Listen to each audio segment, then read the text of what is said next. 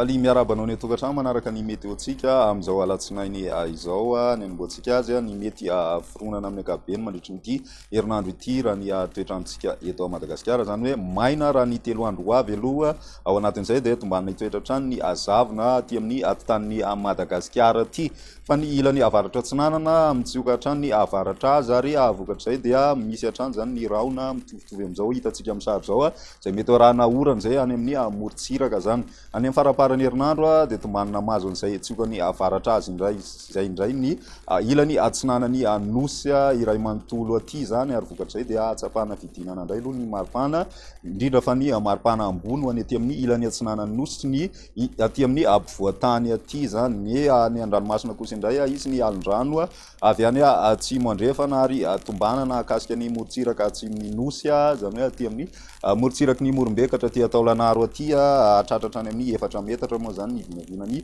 avy ny onja ao anatin'izay koa iangavina ny ponina anaraka ny toromarika omeny tompona andraikitra ny fotony zany mba hisoroantsika ny loza mety hitranga ao anatiny izay. Raha ny toetrandrontsika ho an'ny rapisy kosa indray dia maina aloha ny andro na dia isy ihany ny zavona vao maraina raha ny aty amin'ny ampovoantany mandraona ny aty Asavasy Analanjorovo mety ho arahana orana malefaka miatoato ihany moa zany indraindray ny apisy tolakandro misy hatrany ny orana raha ny amin'iny